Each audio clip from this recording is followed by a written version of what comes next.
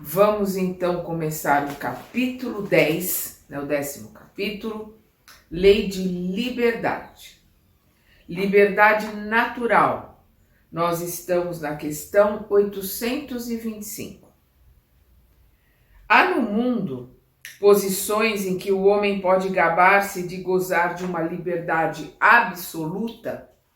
Não, porque todos vós tendes necessidade uns dos outros, tanto os pequenos como os grandes. O Kardec está perguntando, dá para se fazer o que se quer, né, do jeito que se quer, ter liberdade para fazer o que quiser? Não, porque nós não somos autossuficientes, nós precisamos um dos outros, nós somos seres sociáveis, nós aprendemos em grupo, crescemos em grupo, nós temos que aprender a viver em sociedade, nós temos que aprender a viver dentro da lei de igualdade, somos todos iguais, né, perante a Deus.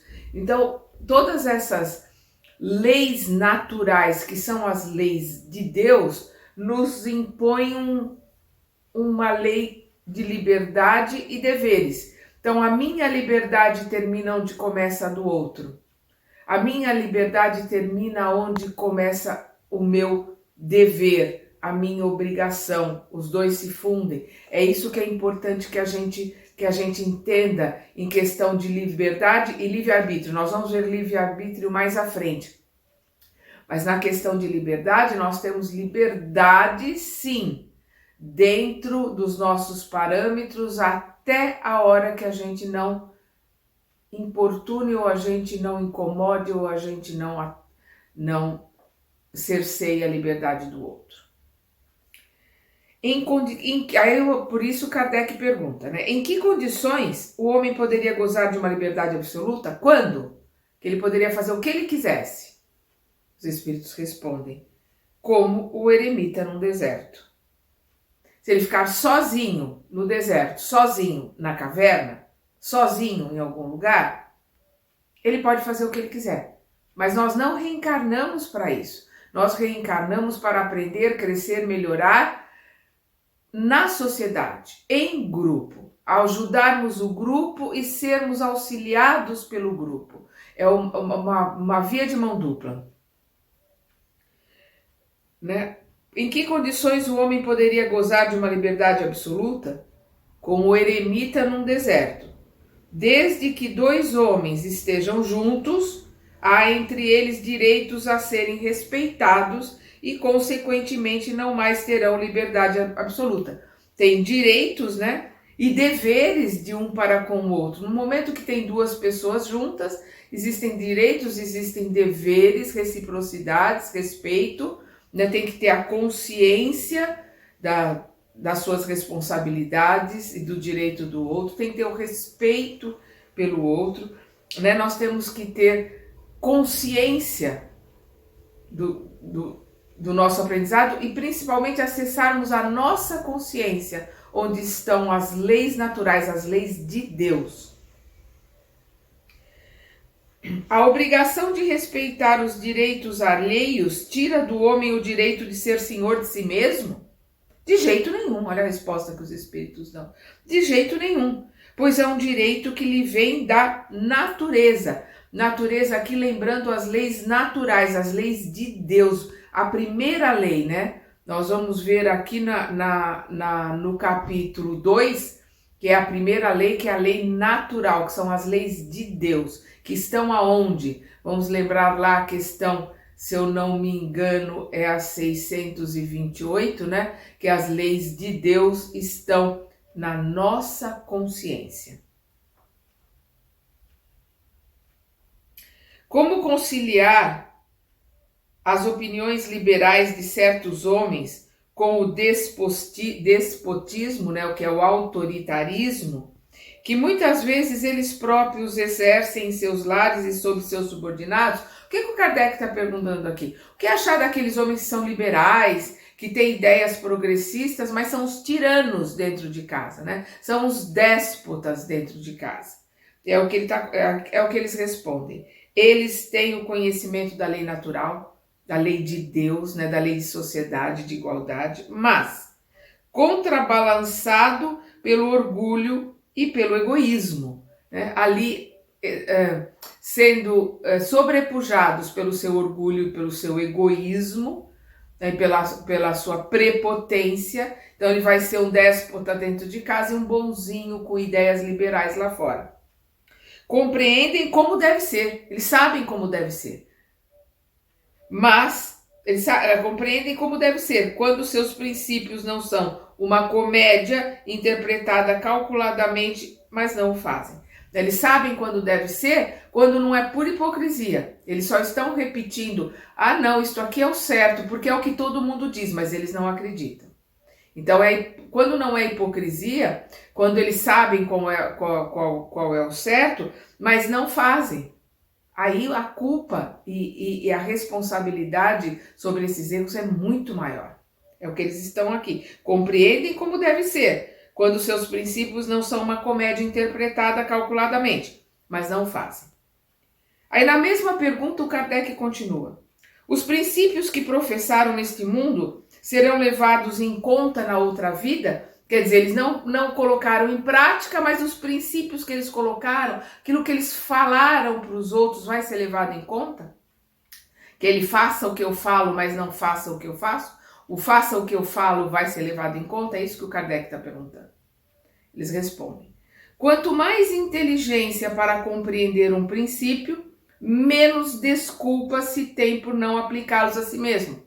Ou seja, quanto mais se compreende um princípio e não o pratica, não o coloca na vida, não coloca ele em prática, mais responsabilidade nós temos sobre os nossos erros. Por quê? Porque a gente não pode alegar ignorância. Pura e simplesmente eu sei, mas não faço. Eu sei e falo para os outros fazerem, principalmente os filhos. Faça assim, faça assado, mas não faz. E os filhos vão pelo exemplo.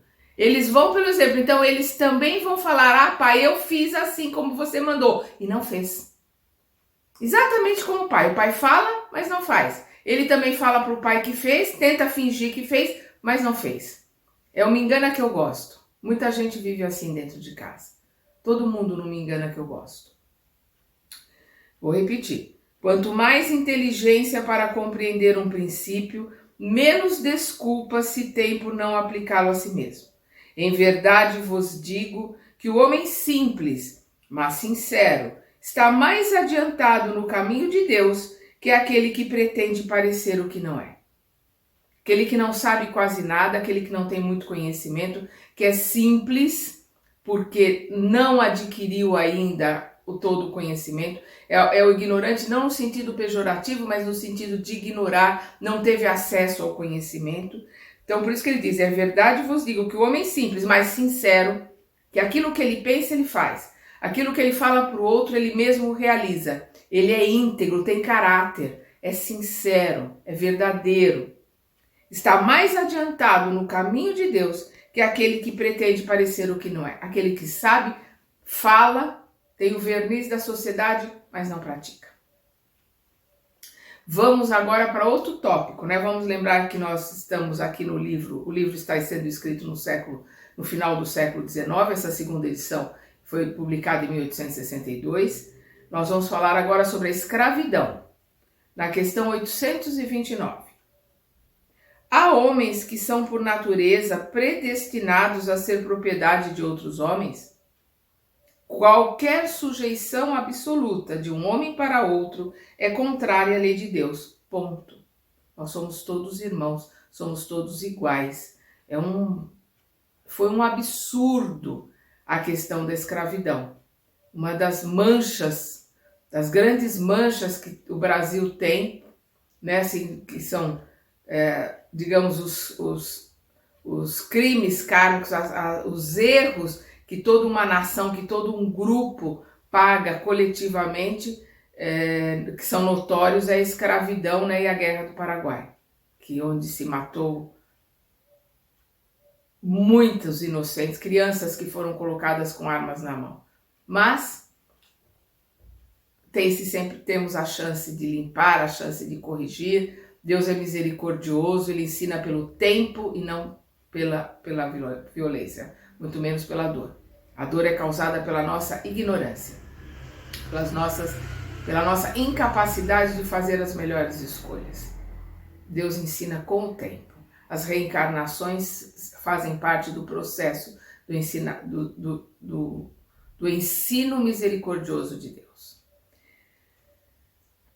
Há homens que são por natureza predestinados a ser propriedade de outros homens. Qualquer sujeição absoluta de um homem a outro é contrário à lei de Deus. A escravidão é um abuso da força.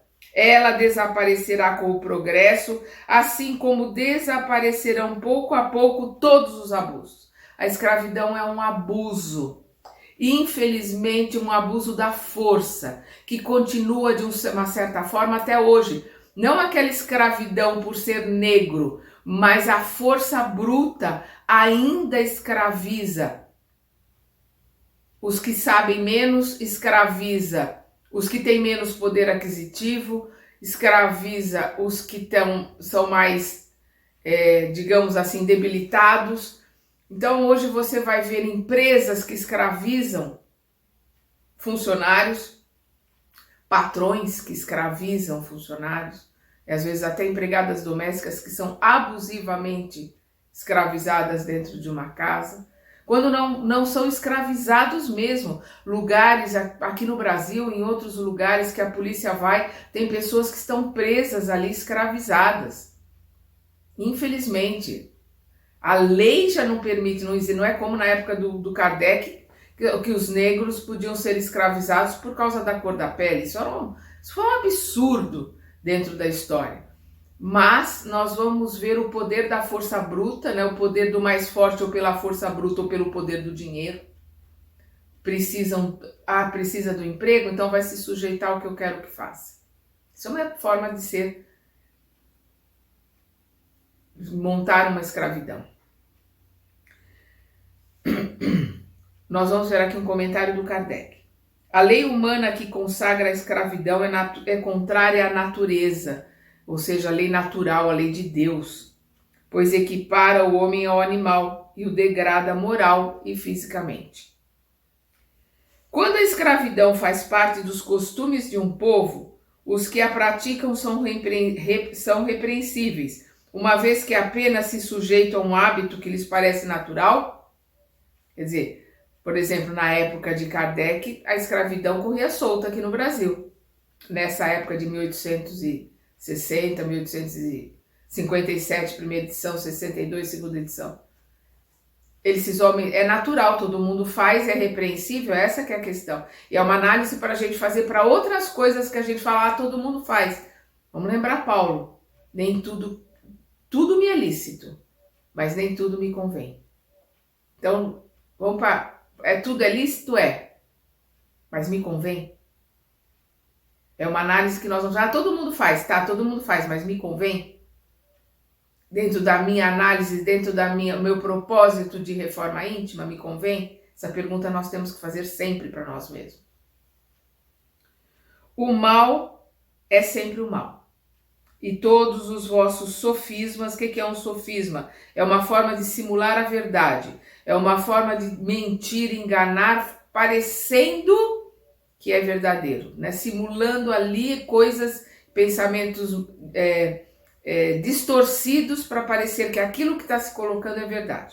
Então, repetindo aqui, né? Quando a escravidão faz parte dos costumes de um povo, os que a praticam são repreensíveis, uma vez que apenas se sujeitam a um hábito que lhes parece natural. O mal é sempre o mal, em qualquer época, em qualquer tempo.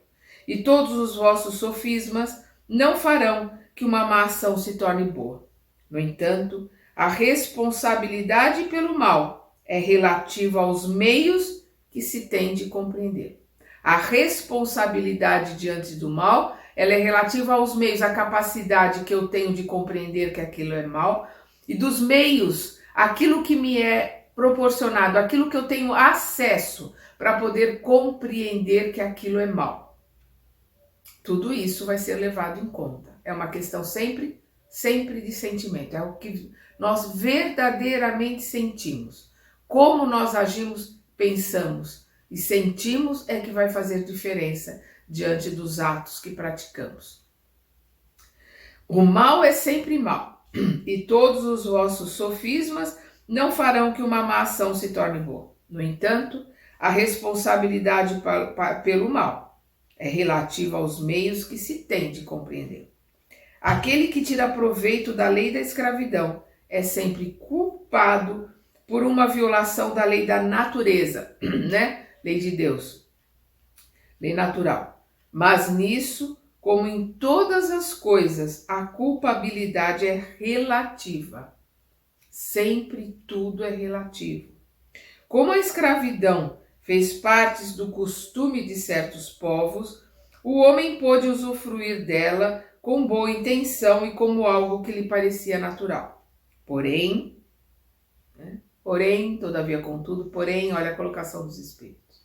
Porém, desde que sua razão mais desenvolvida e, sobretudo, esclarecida pela luz do cristianismo, mostrou-lhe o escravo como seu semelhante perante Deus, ele não tem mais desculpas. No momento que ele conhece os ensinamentos do Cristo, no momento que ele se diz cristão, ele não tem mais desculpas para escravizar, seja de que forma for, para usar o poder da força do dinheiro sobre o irmão. Não tem desculpa. A desigualdade natural das aptidões não coloca certas raças humanas sobre a dependência de raças mais inteligentes? É interessante a pergunta. Eles respondem sim, para elevá-las. É como os arianos quando vieram para a Terra, né? Vieram da estrela da Capela. Qual foi o pedido, qual foi a colocação de Jesus para todos os que vieram de Capela, da Capela, uma estrela, né? Da estrela de Capela, para cá? Auxiliar, se misturar e auxiliar os povos que aqui existiam na Terra. Foi esse o pedido de Jesus. Então, aqueles que sabem mais, aqueles que têm mais conhecimento, aqueles que têm mais possibilidades, sejam elas de inteligência, de cultura ou poder aquisitivo, têm a obrigação de auxiliar, de ensinar, de ajudar aqueles que têm menos. É isso que eles estão colocando. Então, essa desigualdade nas inteligências ou no poder aquisitivo, no poder de mando mesmo, né? No poder de ser dono da terra, ou ser o dirigente do país, essa desigualdade não faz com que tenha aquele que tem mais, que sabe mais, eles colocam sim, para elevá-las, para elevar aqueles, ajudar aqueles que têm menos, elevar aqueles que sabem ou estão numa posição inferior. E não para embrutecê-las, ainda mais através da servidão. É para ajudá-las e elevá-las e não embrutecê-las. Através da dor, ou através da escravidão, através do poder, através da subjugação. Durante muito tempo, os homens consideraram certas raças humanas como animais, trabalhadores munidos de braços e mãos, e por isso acharam-se no direito de vendê-las como bestas de carga. Acreditavam ter um sangue mais puro, insensatos, que não enxergam além da matéria. Não é o sangue que é mais ou menos puro, mas sim o espírito. Quem é mais ou menos puro, menos ou mais elevado é o espírito, e não a cor da pele, e não o sangue, e não a raça. Há homens que tratam seus escravos com humanidade, que não os privam de nada e acreditam que a liberdade os exporia a maiores privações. O que dizeis disso? Ele está falando, né, por causa daquela época escravocrata, né? Tratavam bem os animais. Olha que interessante a resposta, porque a questão é sempre o interesse pessoal, a questão é sempre o que se sente. Olha que interessante essa resposta. Digo que esses compreendem melhor seus interesses. Têm maior cuidado com seus bois e seus cavalos, a fim de obter mais lucro no mercado. Tem mais cuidado com seus escravos, da mesma forma que tem mais cuidado com seus bois e com seus cavalos, pelos seus interesses pessoais para ter mais lucro na hora de vender. Não são tão culpados quanto aqueles que os maltratam. É óbvio, não tem esse acréscimo de culpa, que é o de maltratar, né? Infligir castigos, né? Infligir dor no outro. Mas nem por isso deixam de usá-los como uma mercadoria, privando-os do direito de pertencerem a si mesmos. Privando-os do direito de pertencerem a si mesmos. Perdão. Então aqui, ninguém, por mais que se diga bonzinho, escravocrata bonzinho, senhor de escravo bonzinho, isso não existe, né? Porque priva o outro de ter o direito sobre si mesmo, somos todos irmãos. Com direitos iguais. Agora nós vamos para outro tópico, liberdade de pensamento, a questão 833. Há algo no homem que escapa a qualquer constrangimento e pelo qual ele goza de uma liberdade absoluta? Tem alguma coisa, algum ponto em que o homem pode ser livre completamente? Os espíritos respondem, é pelo pensamento? Sim, tem, é o pensamento. É pelo pensamento que o homem goza de uma liberdade sem limite, pois o pensamento não conhece impedimentos. Pode-se deter o impulso, mas não anulá-lo. Ele pode pensar alguma coisa, deter o impulso, mas não vai anular. Ou seja, nós somos responsáveis por cada sentimento e por cada pensamento que nós temos. Vamos lembrar no livro O Céu e o Inferno, no item 7, a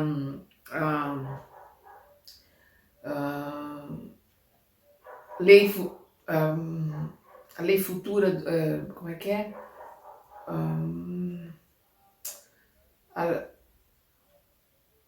A lei futura, penas e leis futuras, me fugiu agora, perdão, deu um branco. Mas é o capítulo 7, nós vamos lá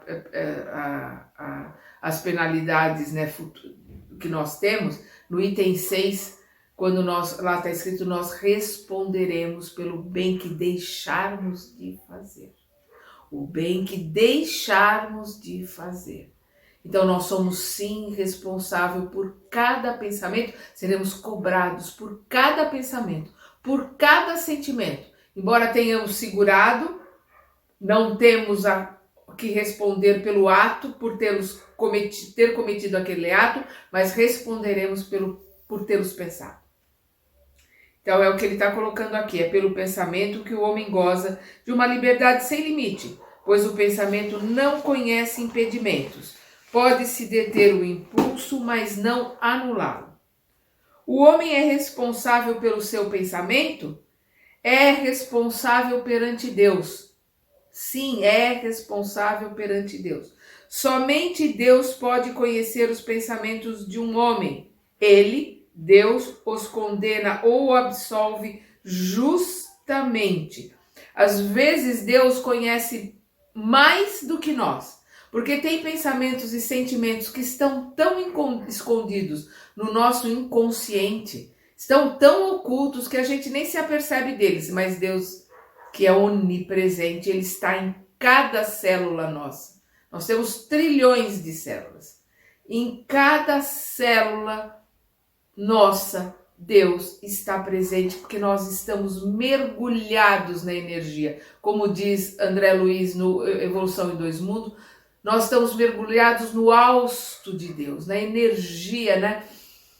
A respiração, no hausto de Deus, nós estamos mergulhados nessa energia como os peixes estão mergulhados no mar.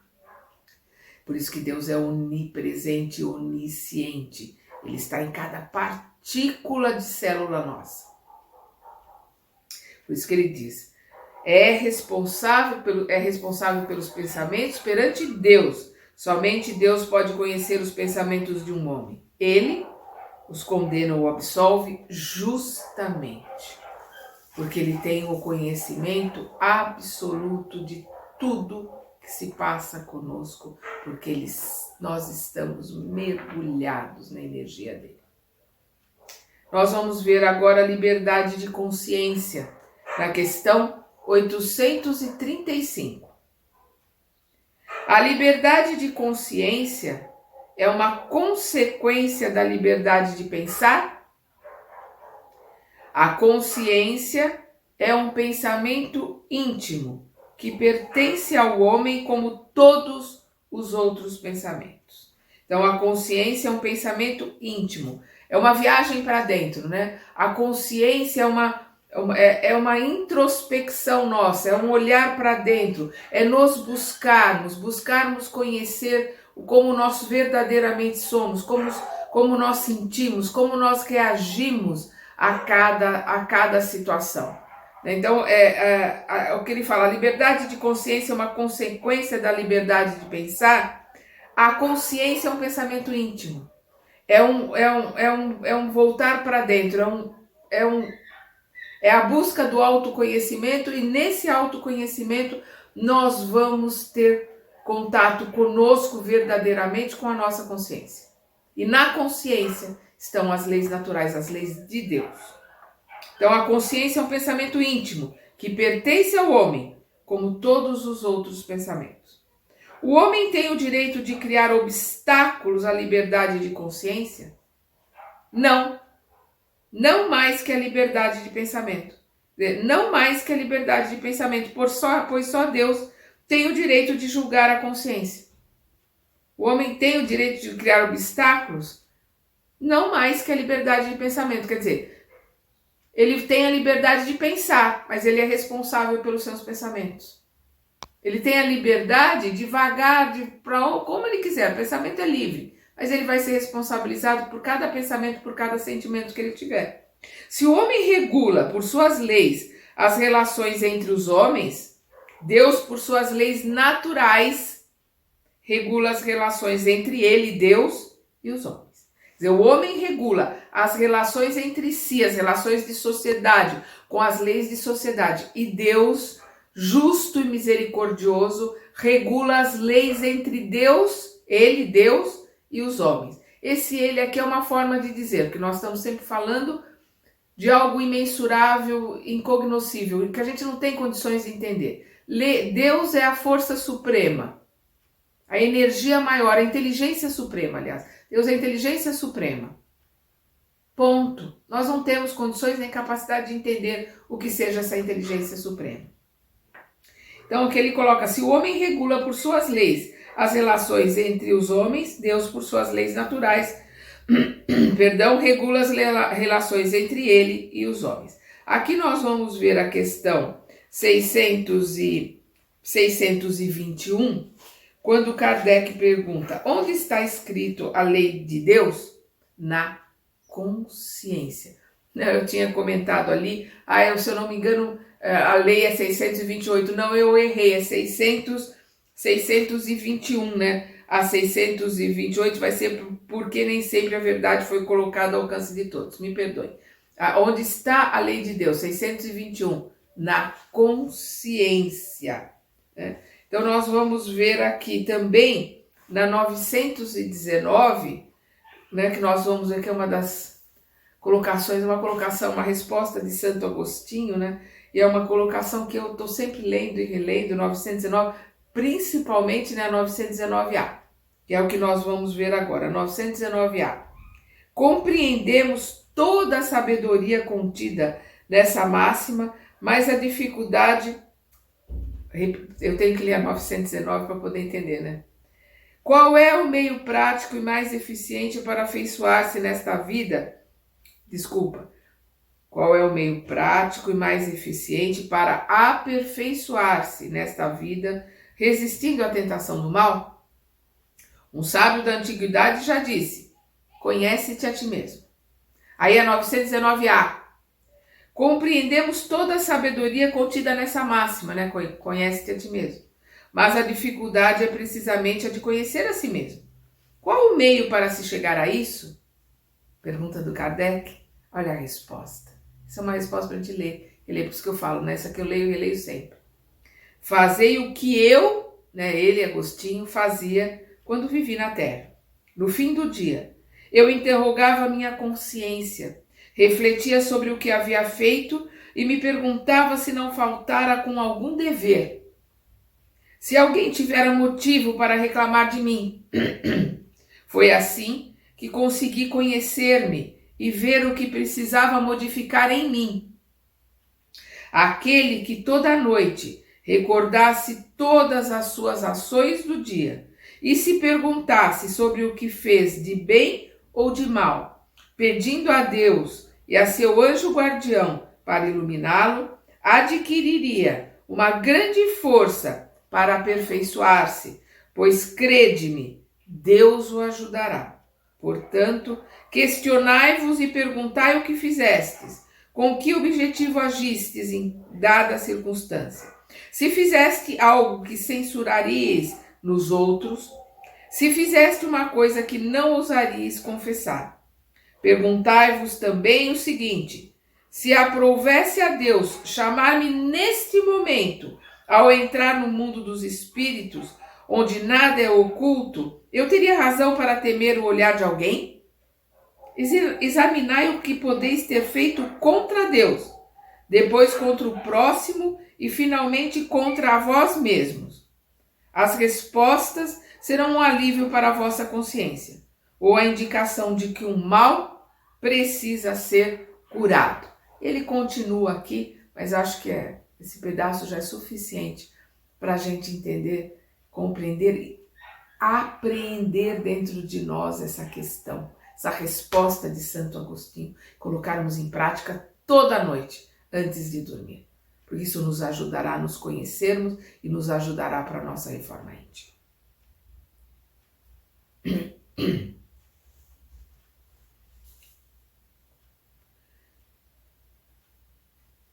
Qual é o resultado dos obstáculos à liberdade de consciência? Obrigar os homens a agirem de uma forma diferente da que pensam, tornando-os hipócritas. A liberdade de consciência é uma das características da verdadeira civilização e do progresso. Eu vou repetir. Qual é o resultado dos obstáculos à liberdade de consciência? A liberdade de cada um se expressar, de cada um colocar as suas ideias, de cada um colocar aquilo que realmente sente em verdade. Obrigar os homens a agirem de uma forma diferente de que pensam. Obrigar os homens a fingir, para não ser preso, a fingir, né, para não ser excluído na família de WhatsApp, para não ser excluído da sociedade, para não ser mal visto, né, para não ser olhado torto. Quando a gente não permite que o outro seja livre como ele é, na sua diferença, nas suas escolhas, cerceando a liberdade do outro, a sociedade faz isso o tempo todo, com as mulheres, com os homossexuais, né, com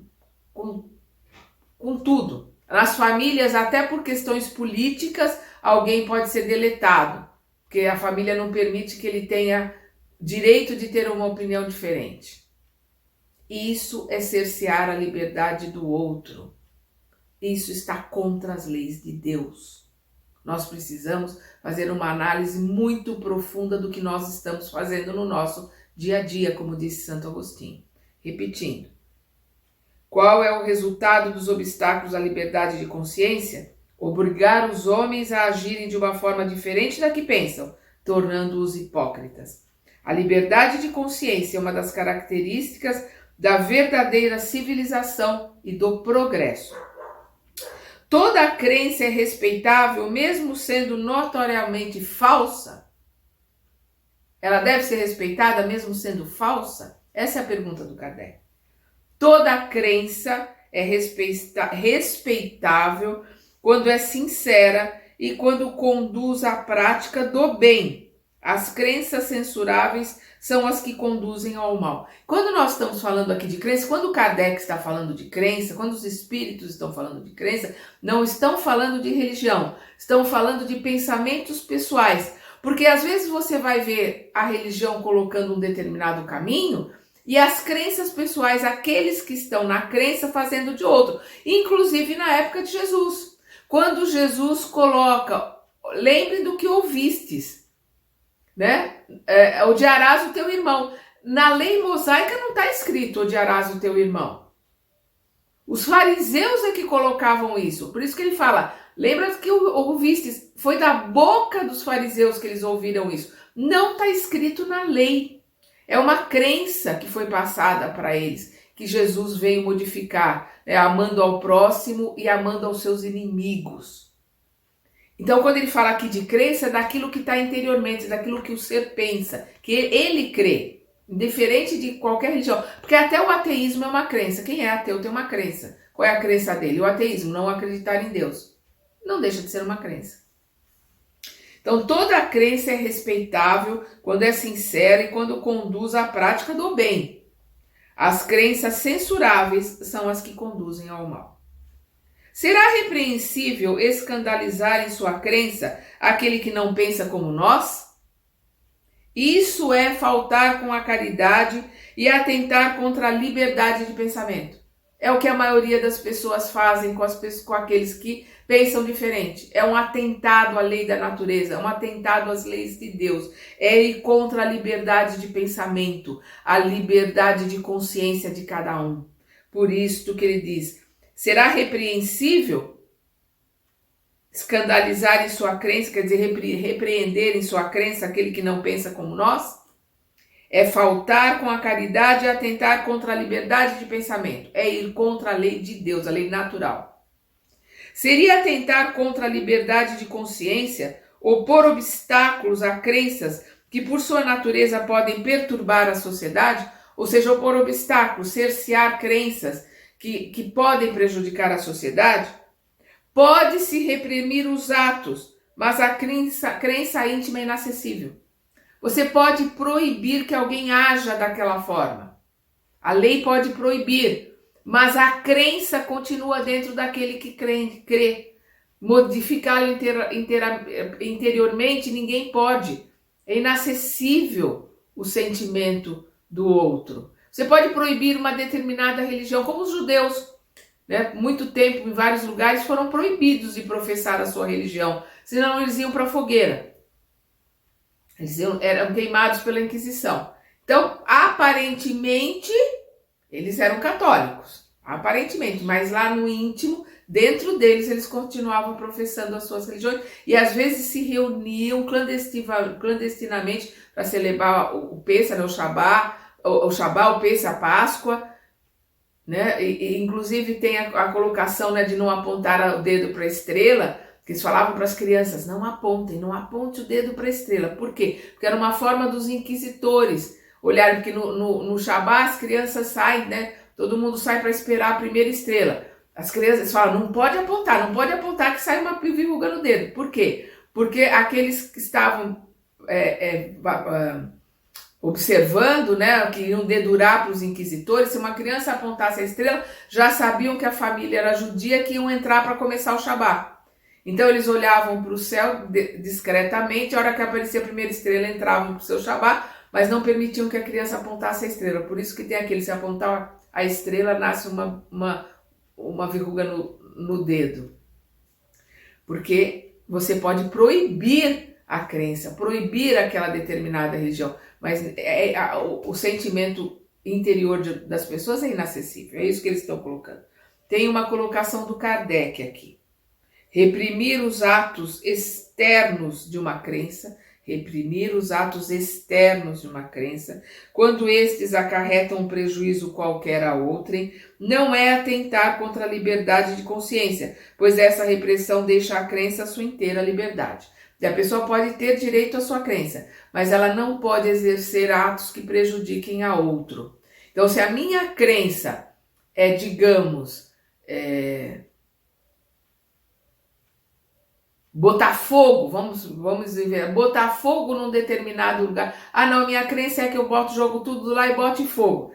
As leis proíbem que você bote fogo. Você pode continuar com a tua crença, mas você não pode ir lá na rua, num lugar, botar fogo, que aquele fogo pode se espalhar e prejudicar toda a vizinhança.